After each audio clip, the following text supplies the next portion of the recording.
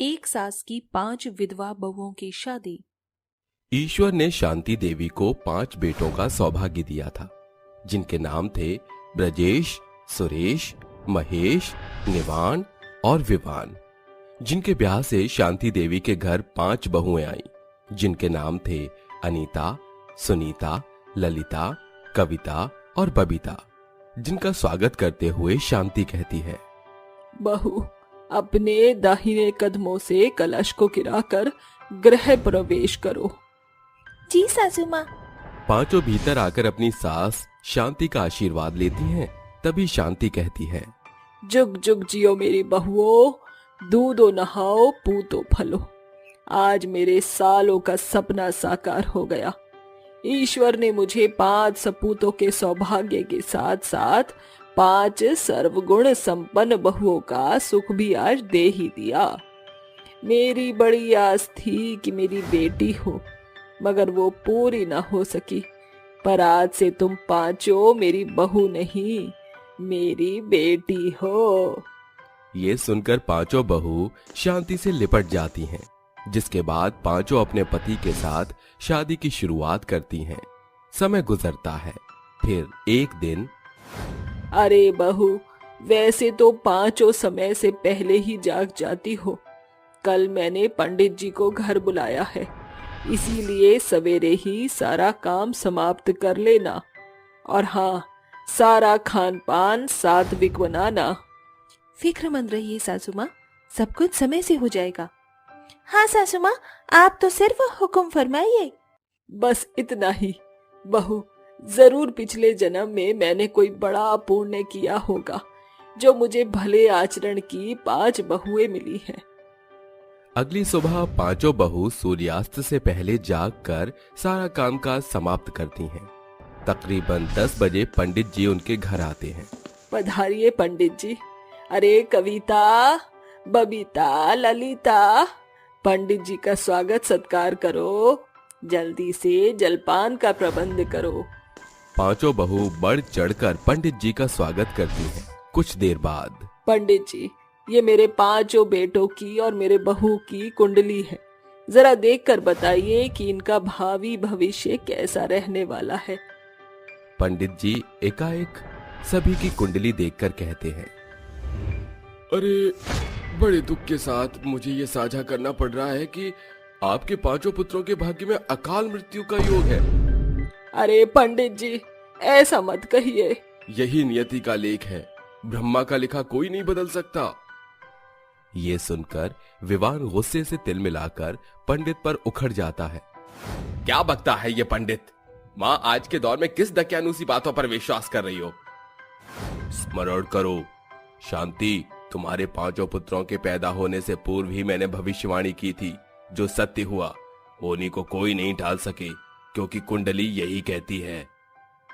ये कहकर पंडित वहां से चले जाते हैं और शांति की बहुएं कहती हैं, सासू माँ, इतना मत सोचिए। जिठानी जी सही कह रही हैं, ज्यादा सोचने से सीधे आपकी सेहत पर असर होगा।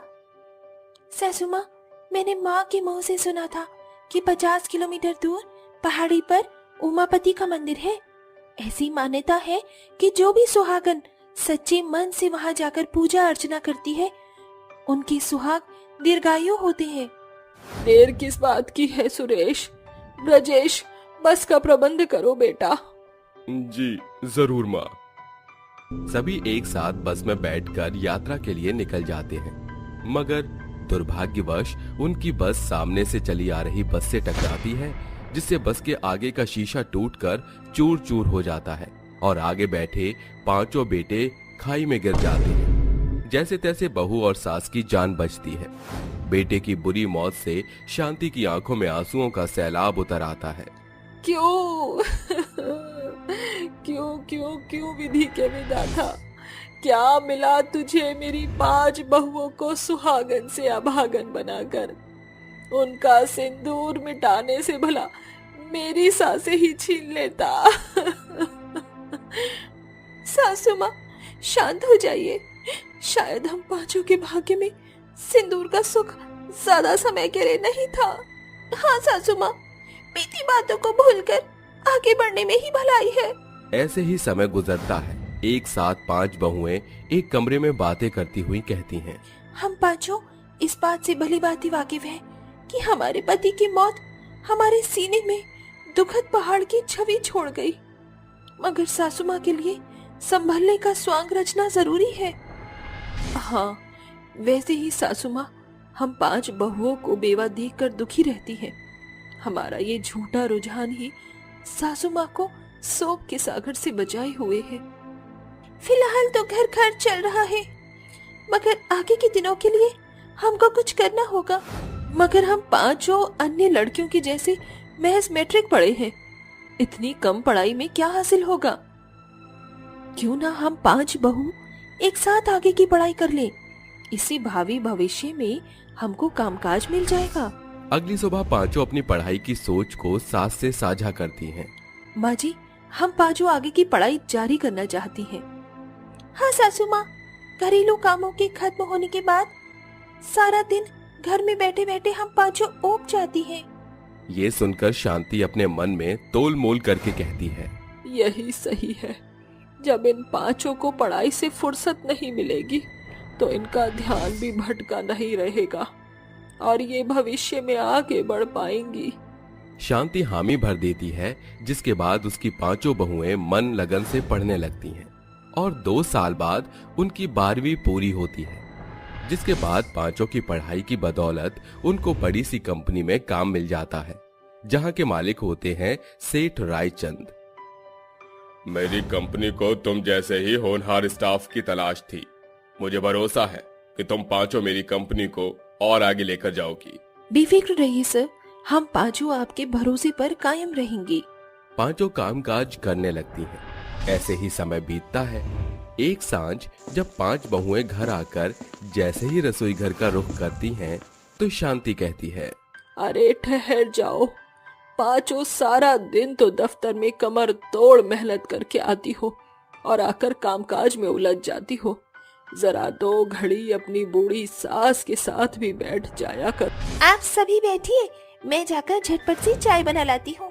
कुछ देर बाद, बहू, मुझे तुम 5 से तुम्हारे भावी भविष्य के बारे में कुछ बातें करनी है। कहिए ना माँ जी। शांति हिचकिचाते हुए अपना गला साफ करते हुए कहती है, देखो बहू, मेरी उम्र तो ढल चुकी है, मगर तुम 5 के सामने अभी पूरी जिंदगी पड़ी है। मैं चाहती हूँ कि तुम 5 दूजा ब्याह रचाकर नया बसेरा बनाओ। माँ जी, ये कैसी बहकी बातें कर रही हैं आप?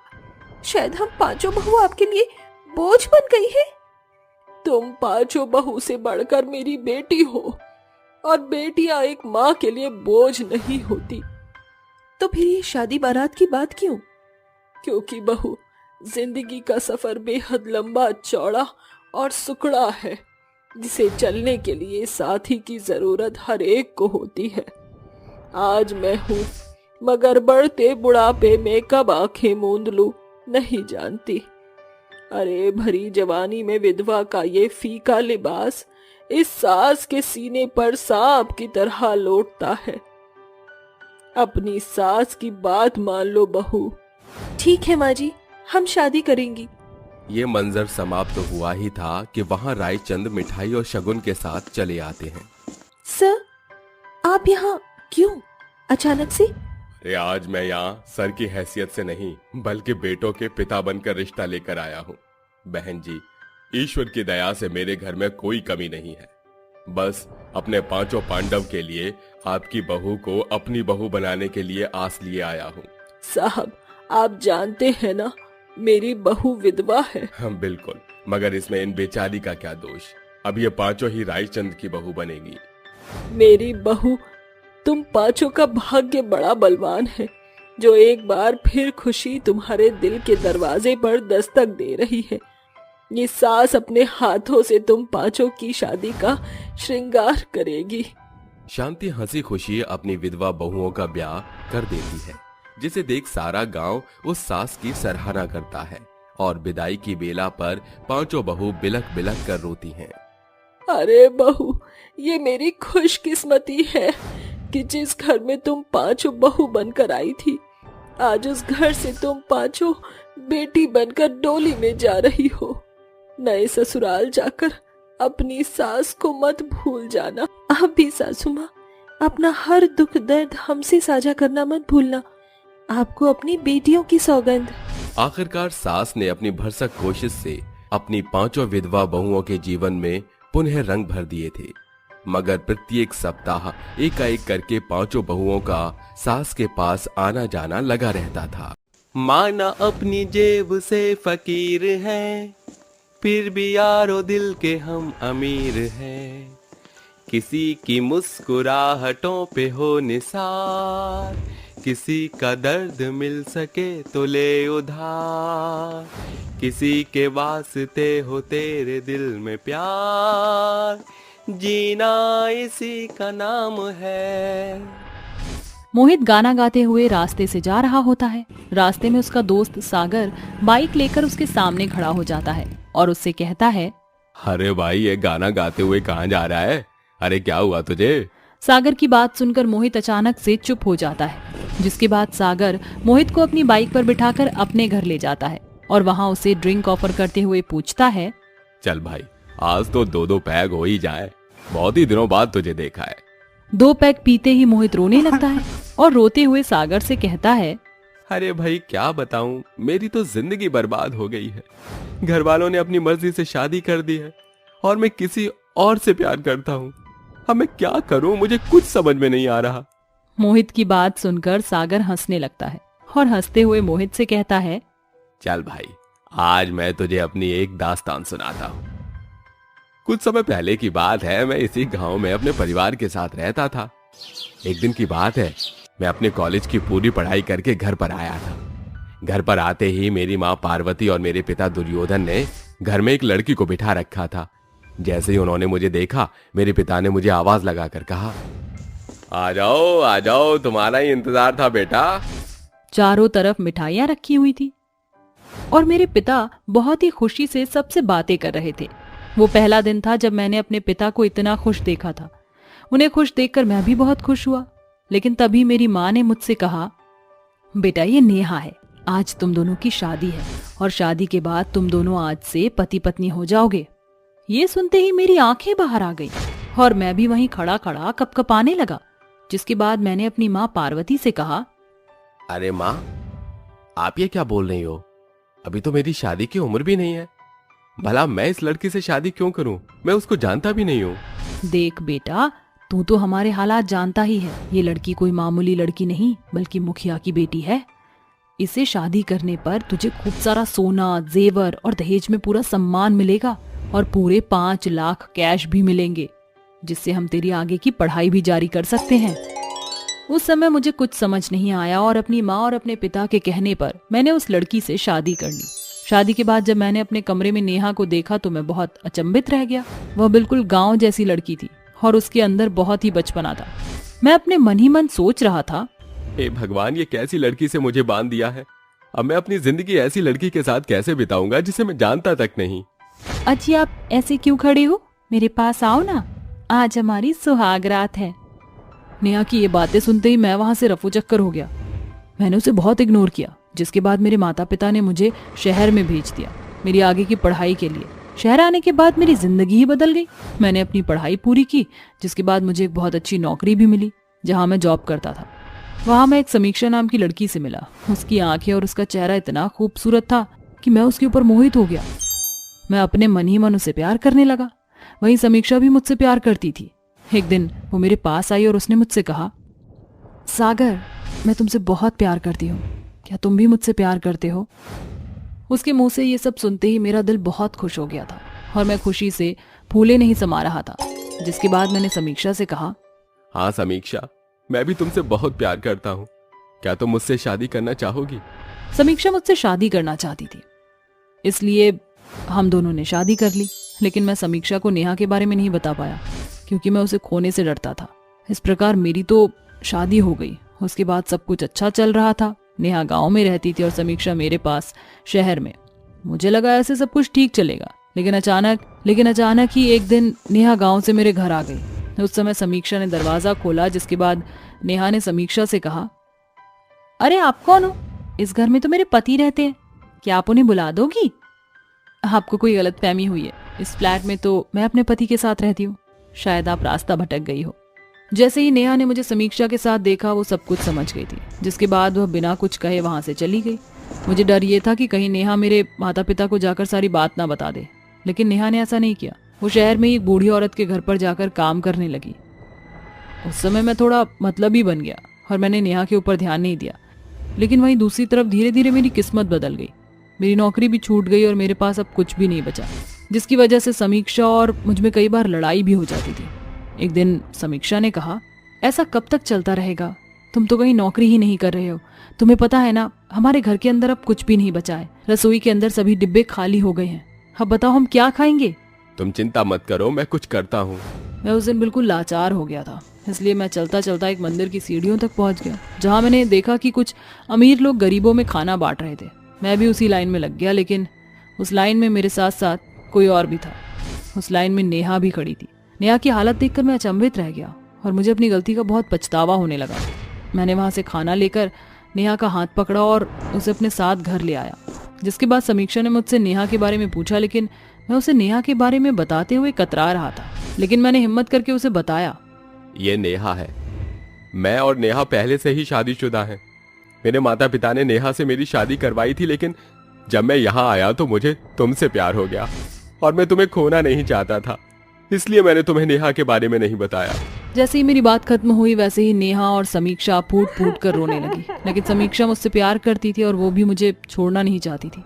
वहीं दूसरी तरफ उसे नेहा की हालत देखी नहीं गई और उसे उस पर बहुत तरस आया। जिसके बाद समीक्षा ने नेहा को अपनी छोटी बहन मान लिया। उस दिन मुझे बहुत खुशी हुई। मैं गरीब बेशक था, लेकिन मेरे घर खुशियां थी। तभी मेरे पास एक कॉल आई। सागर जी, एम्बिशियस कंपनी में आपका सिलेक्शन हो गया है। कल से आप ज्वाइनिंग कर सकते हैं। उस कॉल के बाद तो मेरी जिंदगी और भी बदल गई। मैं शहर में ही एक अच्छा खासा फ्लैट लेकर अपनी दोनों पत्नियों के साथ रहने लगा। एक दिन मैं ऑफिस से वापस आ रहा था तो मैंने एक रेड लाइट पर एक बहुत ही गरीब लड़की को उसके बच्चे के साथ भीख मांगते हुए देखा। जैसे ही वो मेरे पास आई उसने मुझसे कहा, साहब 2 दिन से भूखी हूँ, बच्चा भी कुछ नहीं खाया है, कुछ पैसे दे दो। मुझसे उसकी हालत देखी नहीं गई और मैं उसे अपने साथ घर ले आया। मैंने उसे कहा, आज से तुम यहीं रहोगी और घर के सारे काम करोगी। तुम्हें समय पर खाना भी मिलेगा और पहनने के लिए कपड़े भी, और तुम्हारे बच्चे की देखभाल मैं करूंगा। उस वक्त मुझे जो ठीक लगा मैंने वही किया। नेहा और समीक्षा मेरे साथ थी और उसके बाद मैं गरीब से अमीर हो गया। मेरी गरीबी बहुत दुख भरी थी, लेकिन मेरी दोनों पत्नियों ने मेरा साथ दिया और आज मैं जो हूँ अपनी दोनों पत्नियों की बदौलत हूँ। और मैं तुम्हें एक सलाह देना चाहूंगा, जो मैंने किया वो तुम मत करना। अगर तुम्हारे माता पिता किसी से शादी करवा रहे हैं तो फिर उससे शादी कर लो, या फिर अपने माता पिता को अपने प्यार के लिए मना लो और खुशहाल जीवन जीने की कोशिश करो। क्योंकि मैं तो गरीबी में संभल गया था, लेकिन तुम भी संभल पाओ ये जरूरी नहीं। भाई, तुमसे मिलकर मेरी सारी परेशानी खत्म हो गई। अब मैं अपने घर जाकर अपने माता पिता को अपने प्यार के लिए मनाऊंगा और उसी से शादी करूंगा। ये कहकर मोहित वहां से चला जाता है और सागर भी अपनी दोनों पत्नियों के साथ पहुंच जाता है। सुहासिनी अपनी बहू नेहा और बेटे सुनील के साथ रहा करती थी। नेहा अपनी सास के ऊपर बहुत ही अत्याचार करती थी। नेहा अपनी सास से घर का सारा काम करवाया करती, साथ ही अपनी सास को थोड़ा सा खाना खाने को देती थी। एक दिन नेहा की दोस्त नेहा के घर आती है और अपनी सहेली नेहा से बोलती है, अरे नेहा, तुझे पता है वैलेंटाइंस डे आ रहा है? हाँ यार, आ तो रहा है। मैं सोच रही हूँ सुनील जी को गिफ्ट क्या दूं। अरे यार, मैं भी यही सोच रही हूँ कि अपने हस्बैंड को गिफ्ट क्या दूं। अच्छा, मुझे एक बात पूछनी थी तुझसे। हाँ हाँ बिल्कुल, पूछना, क्या बात है? मैंने सुना है तेरी सास को बहुत ही ज्यादा अच्छी मेहंदी लगानी आती है, तो तू अपनी सास से मुझे मेहंदी लगवा दे। हाँ आती तो है, लेकिन वो बुढ़िया काम चोर है 1 नंबर की। अरे नेहा, प्लीज बात करना अपनी सास से। अच्छा ठीक है, रुक। मम्मी जी, मम्मी जी। नेहा की आवाज सुनकर सुहासिनी नेहा के पास आती है और बोलती है, क्या हो गया बहू, कोई काम था क्या? मैंने सारा काम कर दिया है। अरे मम्मी जी, मैं आपसे हर समय काम थोड़ी ना करवाती हूँ जो आप इस तरीके से बोल रही हो। मेरी सहेली को आपके हाथों की मेहंदी बहुत ही ज्यादा पसंद है और वैलेंटाइन डे भी आ रहा है, तो ऐसा करना, आप उसको और मुझे मेहंदी लगा देना। ठीक है बहू, लेकिन अभी बर्तन धोना है, इसलिए मैं बर्तन धो के तुम दोनों को मेहंदी लगा देती हूँ। इतना कहकर नेहा की सास सुहासिनी वहां से चली जाती है।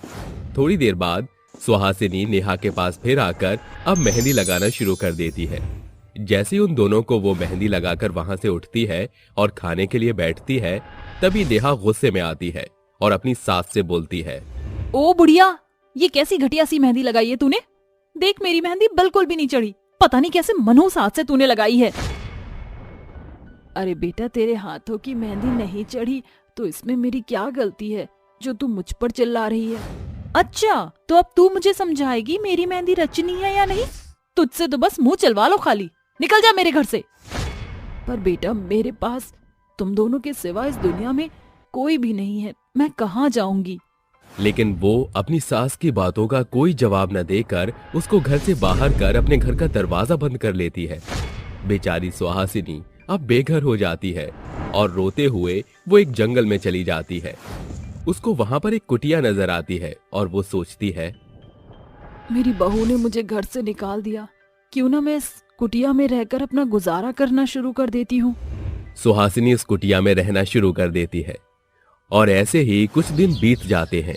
बेचारी सुहासिनी के पास ना तो कुछ खाने को और ना ही कपड़े पहनने को थे। एक दिन उस जंगल में सुहासिनी को एक लड़की रीता दिखाई देती है। वो काफी रो रही होती है। रीता को रोता हुआ देख सुहासिनी उससे पूछती है, अरे बेटा, तुम रो क्यों रही हो? तुम्हारा नाम क्या है? तुम तो अच्छे घर से लग रही हो। मेरा नाम रीता है। माँ जी, मैं अच्छे घर से तो हूँ, पर मेरे घर वाले अच्छे नहीं हैं।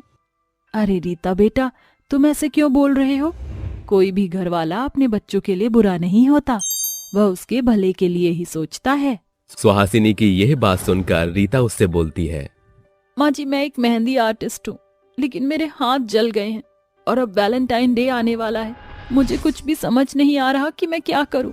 वहीं दूसरी तरफ मेरे घर में मेरे अलावा उस घर की कोई भी देख रेख नहीं करता, और आज जब मेरे हाथ जल गए हैं तो मेरे घर वालों ने मुझे उल्टा सीधा बोलकर घर से निकाल दिया। बेटा रीता, तुम कहो तो मैं मेहंदी लगा दूं तुम्हारे ग्राहकों को। माँ जी, आपको मेहंदी लगानी आती है? हाँ बेटा, मुझे मेहंदी लगानी आती है। इतना कहकर रीता अपनी कुछ सहेलियों को सुहासिनी के घर के पास ले आती है और सुहासिनी सबको मेहंदी लगाना शुरू कर देती है। थोड़ी ही देर में एक एक करके सुहासिनी सबको मेहंदी लगा देती है। उसकी मेहंदी देखकर सभी बहुत खुश हो जाते हैं। सुहासिनी की मेहंदी देख रीता सुहासिनी से बोलती है, माँ, आपको इतनी अच्छी मेहंदी आती है तो आप मेहंदी का ही कारोबार क्यों नहीं शुरू कर देती हो? अरे बेटा, मैं एक बूढ़ी औरत हूँ, मैं कैसे कर सकती हूँ? मेरा तो खाने तक का कोई ठिकाना नहीं है। ये सब सुनकर रीता को बहुत दुख होता है और रीता समझ जाती है कि सुहासिनी की बहू और बेटों ने उन्हें घर से निकाल दिया है। रीता अपने मन में सोचती है, माँ जी के अंदर इतना टैलेंट है, मुझे माँ जी के लिए कुछ करना चाहिए। अगले दिन रीता सुहासिनी के पास फिर से कुछ लड़कियों को लेकर आती है। लड़कियों को देखकर सुहासिनी बोलती है, बेटा रीता, आज फिर तू इन लड़कियों को लेकर आई है? हाँ माँ जी, वो दरअसल मेरे हाथ जले हुए हैं ना, तो आप इन सबको मेहंदी लगा दीजिए। सुहासिनी भी अब समझ गई थी कि रीता उसकी मदद कर रही है और अब वो सभी औरतों को मेहंदी लगाने लगती है। धीरे धीरे सुहासिनी के पास लड़कियां आती गईं और उससे मेहंदी लगवाती गई और धीरे धीरे सुहासिनी की कुटिया के बाहर अब भीड़ इकट्ठा होने लगी और सुहासिनी ने अपनी कुटिया के बाहर बैठकर एक एक करके सभी लड़कियों और औरतों को मेहंदी लगाना शुरू कर दिया। सुहासिनी का ये कारोबार बहुत आगे बढ़ गया और सुहासिनी देखते ही देखते बहुत अमीर हो गई, क्योंकि सुहासिनी एक बहुत ही अच्छी मेहंदी आर्टिस्ट थी। वहीं दूसरी तरफ नेहा और सुनील का घर चलना मुश्किल हो गया, क्योंकि सुनील का एक्सीडेंट हो गया था। बेचारा नेहा का रोते रोते बुरा हाल हो रखा था कि तभी उसको खबर आती है कि उसकी सास एक मेहंदी आर्टिस्ट बन गई है और वो अपने मन में सोचती है, माँ जी के साथ मैंने कितना बुरा बर्ताव किया। उनके इस टैलेंट को हमेशा ठुकरा दिया और उनसे सारा काम करवाया करती थी। मुझे माँ के पास जाकर उनसे मदद की गुहार लगानी चाहिए, क्या पता वह मुझे माफ कर दे। इतना सोचकर नेहा अपनी सास के पास जाती है और अपनी सास के आसपास लड़कियों की बहुत ज्यादा भीड़ देखती है और वो जब उस भीड़ को हटाकर अपनी सास के पास जाने की कोशिश करती है, तब उस भीड़ में से एक औरत उसे बोलती है, अरे बहन, तुझे दिखाई नहीं दे रहा है क्या? हम लोग लाइन में लगे हुए हैं अम्मा जी से मेहंदी लगवाने के लिए, और तू है कि मुंह उठाकर उनके पास जा रही है। चल जा पीछे लाइन में। मुंह संभाल कर बात करो तुम, मैं माँ की बहू हूँ। अच्छा, तो तू ही है वो नीच औरत जिसने अपनी सास को धक्के मार के अपने घर से निकाल दिया। अरे बहनों देखो तो, ये वो औरत है जिसने अपनी माँ समान बूढ़ी सास को इस उम्र में धक्के मारकर निकाला था, और आज जब इसको किसी भी चीज की जरूरत है तब यह अपने सास के पास माजी करके आ रही है। इतना सुनकर नेहा को बहुत ही दुख होता है और उसकी आंसू आ जाते हैं। सारी औरतों की भीड़ उसे ही घेरे हुए थी कि तभी सुहासिनी वहां आ जाती है और देखती है कि नेहा को सब उल्टा सीधा बोल रहे हैं।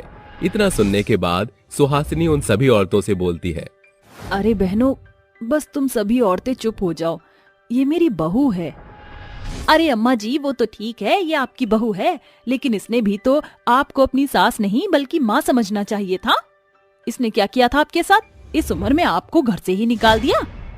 हाँ मैं समझती हूँ मेरी बहू की गलती है, और अपने बच्चों की गलतियाँ माफ करना माँ बाप का फर्ज होता है।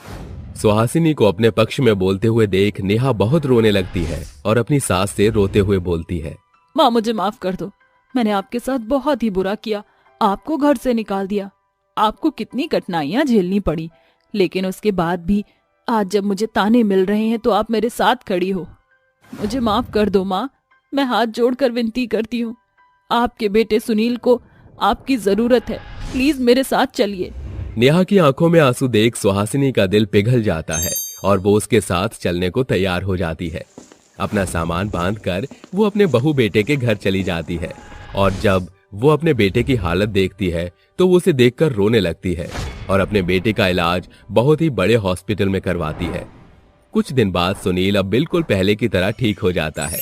वहीं सुहासिनी अपनी मेहंदी का कारोबार बंद नहीं करती, जिससे वो और ज्यादा अमीर होने लगती है, और अब सुहासिनी अपनी बहू नेहा और बेटे सुनील के साथ खुशी से रहने लगती है।